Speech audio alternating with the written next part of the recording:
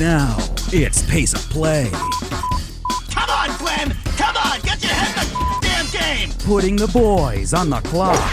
I guess we're playing for keeps now. The fuck? All right. Welcome back, everybody, to the 19th hole right here on CBS Radio in Las Vegas. Dennis Silvers along with Lee Smith, and it is time to get rocking and rolling with Pace of Play. Lee, HSBC event, pretty big event. All of a sudden, the tour decided that's going to be a regular PGA Tour event, counting for official PGA Tour money. Positive or negative? Why they decided this particular event as opposed to the other World Golf Championships, I don't know, but it is what it is. You think it's a positive or a negative? I think it's positive for these guys, obviously. It's a good event, pays a lot of money.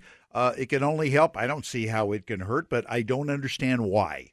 Well, I think it's positive for everybody. I think it's positive for the players. I think it's positive for the game.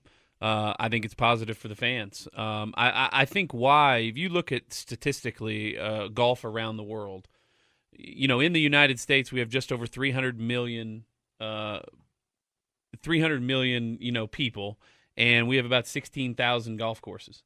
Over in China, they have over 1 billion people, and they have 400 golf courses. Mm-hmm. So the game is turning global. And growth of the game worldwide is going to be significantly in China. So I think this is a good opportunity. They raised the purse from $7 million to $8.5 million. Yeah, it's a lot of money. Going to be it's the only World Golf Championship played outside the United States. So I think it's a fantastic idea for for the game to turn global. These World Golf Championships to turn out fantastic fields like they always do. Even though Woods and McIlroy are not playing. But, what it does do is obviously continue the trend of not being able to pay an appearance fee to get there. Well, and real quickly, I know we're past the buzzer a little bit, but it's not as if they can attract more players because of the bigger purse, because you kind of have to qualify in a loose way to get into the World Golf Championships. Yeah, I just think less people decline. So as we move forward, and new topic here, we move forward, speculation increases over this upcoming decision on the putters. The anchoring, the long putter, the mid putter. Most say it could happen in the next couple weeks. We're going to get this decision. So this is, by the USGA and RNA. One question out there is for the PGA Tour is should Commissioner Fincham and the PGA Tour create their own set of tour rules, or should they stay consistent by adopting everything that the USGA and RNA uses? Lee, I don't think the tour has that opportunity. I think they're pretty much governed and have to stay by the decisions made by the USGA and by the RNA. I don't know if they have the wherewithal to kind of become an independent governing body in that sense. I think they have to do pretty much what these two governing organizations tell them. And I can tell you, I like the way the battle is heating up with Keegan Bradley. Phil Mickelson calls it grossly unfair, and I'm sure there's a lot of other players on tour that use the broom or use the belly putter that are going to be fighting for this thing all the way to the bitter end. But I just don't think they can do it under the current governmental laws. Well, I think they can. And the commissioner has actually been asked about it, and he says that he's not going to. He says that there will not be special rules for the PGA Tour, but we're looking at legal action. We're looking at I love it. I love it. Legal action. It's going to be fantastic. It's going to be good. Yep. I love it. It'll be a different kind of lawsuit. All right. As you know, the Children's Miracle Network tournament at Disney is the last event of the 2012 PGA Tour season. Also, the last time that this event is going to be played. A lot of people are saying, well, I don't know, is this, is this a big deal, or is it really going to be missed on tour? I don't think it's going to be missed on tour. Yeah. It sucks for the people that are going to be shut out of this event because it doesn't exist anymore. Let's see what you get in this event. It is literally a field made up of people wanting to keep their job for next year, making enough money to get into that 125 or win this event, with all the goodies that comes with. And it's never had a good field. It will never have a good field because of where it's positioned. It's kind of a makeup event, if you will. I don't think it's a big deal if it goes away. Well, I think it's a big deal if it goes away because it's another a less opportunity for players to play. And that's probably the biggest criticism of this new restructuring and that type of thing is that there are going to be some fringe players that in the web.com category, that type of thing, that are going to have 5 less opportunities to play. Disney's struggling for a sponsor, and you talk about people that are chasing their card. There's two people that play at Disney, and there's people that are chasing their card, or there's people that are taking their family on vacation. Because Disney is an attraction. Sure it is. This is one of those things when we talked about what are the downsides of this restructuring, that really there's no finite end and beginning to the season. This could be one. I of the agree things with that you fall only in by. the sense that it's one less event for these guys to keep their card and keep their job. But also look what's going to happen next year with the restructuring on qualifying. The partially exempt players are going to be able to get into half of the events that they would normally get into. They get into like 15 events. They're lucky to get in 8 events. This guy was killing me on the buzzer, Mark, before. He just goes right past it. Hey, interesting. Well, I've got question something here. important to say. I That's agree. why. Interesting question here. Tiger and Phil. I saw this question on online and thought it would be a good one for us to talk about.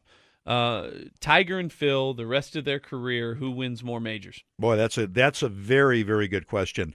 To me, that's really a toss-up. I don't have a definitive answer. The way Tiger's been going the last 3 years, the way Phil is throwing them away, that's a good question, and I think it's a 50-50 toss-up. I don't mean that as a cop-out, because, I don't cop-out, but that's tough. I don't know. I think it's a toss-up. Well, I'm going to go with Tiger, and here's the reason why. I'm going to start. Phil has an advantage. The advantage Phil has is that it seems as though Phil has figured out Augusta, and that's the only major that is played, the same place every single year. Good point. But Tiger Woods is 37. Phil Mickelson's 42, I believe. If we use Jack's last major win as the bar, that means Phil has 16 majors left in 4 years, and Tiger has 36 majors left to play in 9 years. Yeah. I think that is an overwhelming advantage that he's going to get a lot more opportunities in quote-unquote prime of his game. So I think Tiger's going to do it, but I don't think he's going to get to if you Jack's push record. me against the wall, he's not going to get to Jack's record. I said that for crying out loud. I said that 5 years ago. And I think if you really push me to the wall, I'd have to disagree with you and give it to Lefty. All right, there's how much? Huh? How much? How much we want to bet? I don't know. What can you afford to lose? All right. I mean, All right, anyway. we got $100. All right. New video coming out by the Golf Boys. The first one they had a modicum of success. They're thinking about coming out with another one. I don't know. You think that's a good idea, bad idea? If you listen to the first one enough times, you're going to end up throwing up. I mean, that's the bottom line. I think they should leave well enough alone. They're not making any money off of this. Obviously, it's a publicity thing. Enough is enough. I don't know. I think this is a bad idea. I agree with you. Leave well enough alone. The sequel to Caddyshack was horrible. Okay, the only way that I you can want to see this Bubba in a pair of overalls again? No, it's not a pretty picture. I've had enough of Bubba's chest hair from the first video. I will say though, the only thing that for me, I think that they could add to this is let's add some new talent. Nick Watney's a big hip hop fan and is young. How about Ro Ishikawa? Let's add some foreign I think it's talent. a great idea. You got Ro Ishikawa and maybe even Rory McIlroy if he would chime in. I think they could add some talent and maybe. I think it's a very good idea. I think it's a very good idea. Yeah. So what do you? It's a good segue there. What do you think about best golf scene in a movie? Best golf scene in a movie. Boy, that's a good one. That is a good one. I don't know. There's a couple of movies I'm thinking about, and I can't think of one scene that would dominate another. Yeah, I mean, Dead Solid Perfect was fantastic. I was just and gonna say probably that. a very underrated golf movie. Yeah. I thought The Legend of Bagger Vance was excellent. Was very well Didn't done. get the credit it was due, I don't think. There's obviously golf scenes in movies that aren't necessarily golf. True. Quote unquote golf movies. Tin Cup. I was expecting. I wasn't expecting much when I saw the trailers for that, and actually really liked the movie. But I'm a big Fletch fan. I'm a big Chevy Chase fan.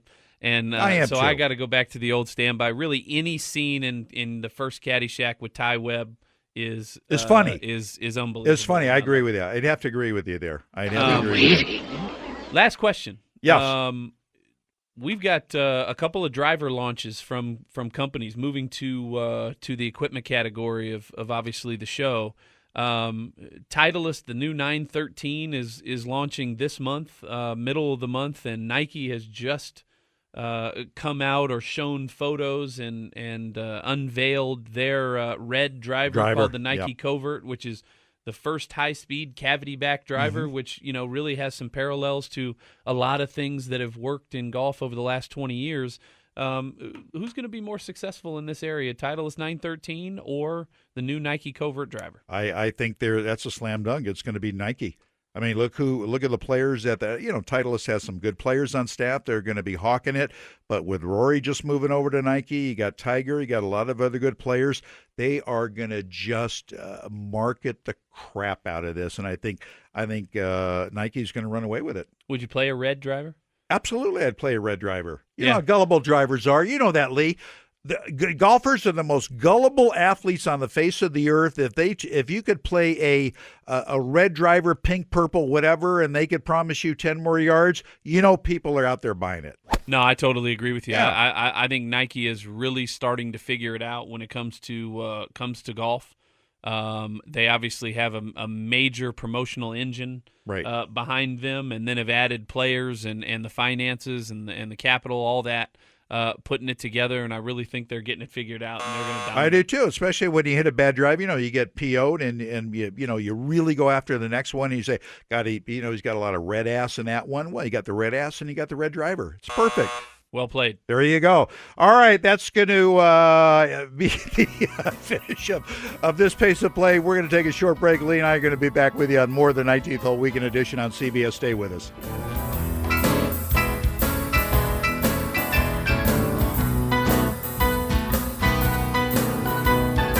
Holding sick so I